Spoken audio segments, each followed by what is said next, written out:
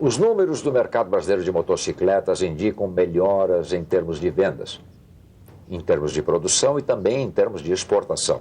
Segundo dados divulgados pela Associação Brasileira dos Fabricantes de Motocicletas, Ciclomotores, Motonetas, Bicicletas e similares, em maio foram vendidas para as concessionárias 166 mil unidades, mais ou menos, o que significa um acréscimo de 10,3% em relação ao mesmo mês do ano passado. Se comparamos com abril de 2010, o aumento é de mais de 5%.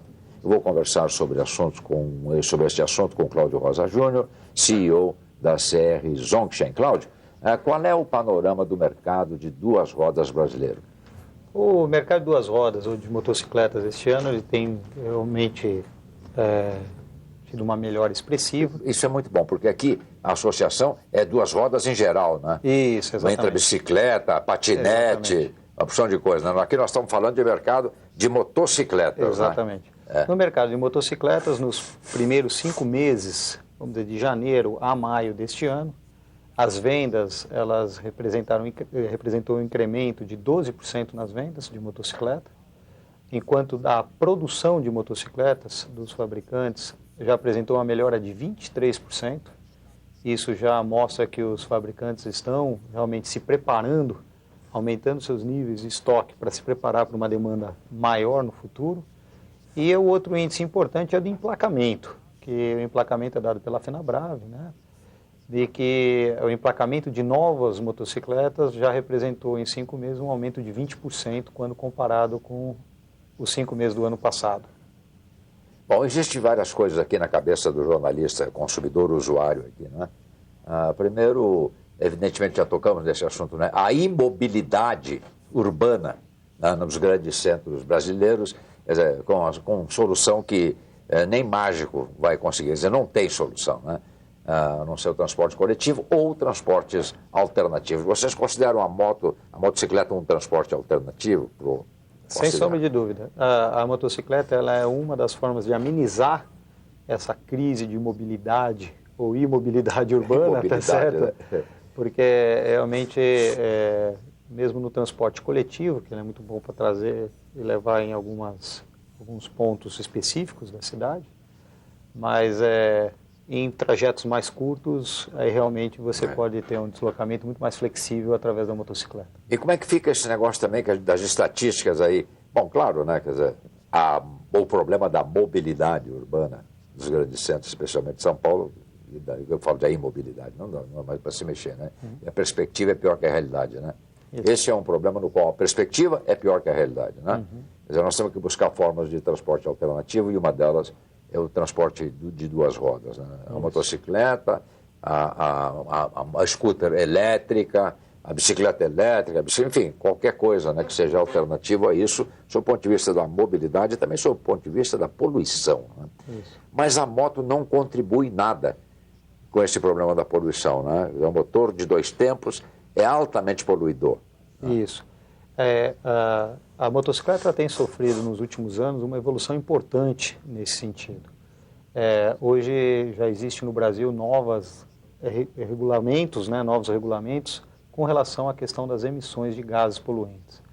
Então, já desde o ano passado, as motocicletas, para elas receberem a homologação no mercado brasileiro, elas já precisam estar adequadas ao Promote 3, que é uma legislação na qual a parte da poluição, no caso das motos 2 tempos, né, ela já é muito mais restrita.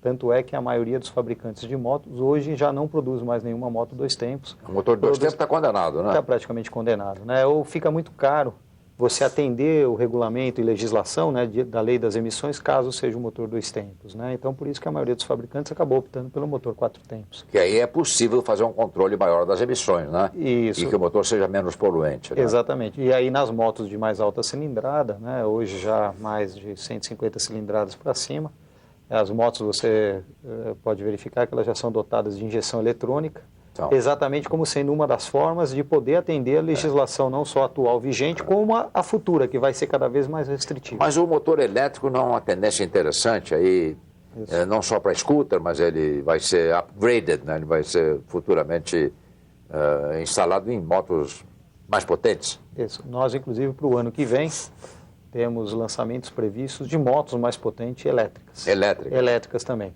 E tem um dado interessante. O grande custo do veículo elétrico hoje é a bateria, né? A bateria é o grande custo do veículo elétrico hoje. E conversando com grandes fabricantes de baterias mundiais, você tem o caso da Coreia, por exemplo, ou da Panasonic, ou no caso da Samsung. Todos eles já esperam. Hoje existe uma relação, mais ou menos, do custo da bateria de mais ou menos $1 por watt. 1 para 1, a relação custo-bateria por potência, hoje. Mas os grandes fabricantes já esperam para 2013, cerca de 2, 3 anos, agora, uma queda para 30 centavos. A relação já fica 1 para 0,3. Quer dizer, então vai cair menos. 70% a menos. Porque os carros elétricos também estão começando a entrar, de certa forma, na moda, né? Em alguns lugares da Europa, por exemplo, eu acabo de passar uns dias em Paris lá, negócio, e vi que tem muito carro elétrico nas vitrines e alguns poucos andando, mas as vitrines cheias de carros elétricos, né, pequenos. E isso vai ser uma necessidade, por exemplo, em algumas cidades da China, apesar do controle da poluição e da lei das emissões, tem alguns centros urbanos onde a motocicleta tradicional é proibida de entrar. Então passa a ser obrigatório a utilização do veículo elétrico. Quem sabe um dia aqui no Brasil, em algumas cidades grandes, em algum centro restrito, possa acontecer uma coisa parecida, essa necessidade. Outra coisa, Cláudio, também estatística, né? Quer dizer, no caso de São Paulo, eu estava lendo outro dia aí num jornal aqui na cidade de São Paulo, que as motocicletas eram, se não me engano, 3% da frota e 30% dos acidentes. Essa relação precisa também. Vocês têm algum planejamento para isso? Porque essa relação é estarrecedora, né? Quer dizer, isso. Põe muito medo na gente, não é? Claro, sem sombra de dúvida. O que a gente vai fazer? Nós, aí já não diria nem do fabricante isoladamente, mas nós enquanto associação... E, inclusive, eu sou vice-presidente da Abraciclo, da associação, né? Somos os vice-presidentes. E aí nós temos nos movimentado bastante enquanto associação, desde a parte de educação, da parte de elaboração de novas leis, a participação de novas legislações, exatamente para poder melhorar esse índice de acidentes que, por enquanto, na cidade ainda tem um estado muito grande. É muito desproporcional, né? Claro. Eu digo, até deve ser meio desproporcional, se comparado com outros centros, na Tailândia, por exemplo, Bangkok, né? E deve ter, não é 3% da frota lá deve ser 90% da frota, motocicleta, né? Aí... Um número interessante nesse sentido é que a frota brasileira de motocicletas, né, eu acho que ela ainda vai ter, por isso, a importância até de trabalhar nesse sentido da segurança, na parte da educação do motociclista, né, do usuário da motocicleta, porque no Brasil ainda a relação é para cada 14 habitantes tem uma moto. Já nesses outros países a relação, na média, fica em torno de 7 habitantes para cada moto, e no caso como Tailândia, outros países até menos, tá certo? Mas a média tradicional, o que a gente imagina que seja o potencial do mercado brasileiro é de 7 habitantes para cada motocicleta. Ou seja, teríamos um potencial de estar dobrando a produção do mercado brasileiro de motocicletas. E se visualizarmos o Brasil crescendo, né? Então a elasticidade desse mercado é bastante grande, né? Isso, nós acreditamos bastante no mercado de motocicletas no Brasil, que já é um dos grandes do mundo. Bom, Cláudio, eu queria te agradecer muito a presença aqui no nosso Sala VIP. Quantas motocicletas existem no Brasil hoje?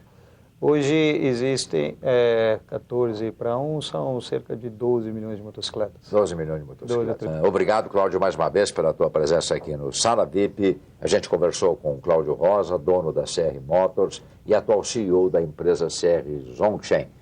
Conversamos muito sobre o mercado de motociclos, motocicletas no Brasil. O Sala VIP vai ficando por aqui, sempre com o patrocínio do Banco Pan-Americano e da nova linha de cremes de barbear Bozano, prometendo estar de volta no próximo domingo, sempre no mesmo horário aqui na CNT. Até lá.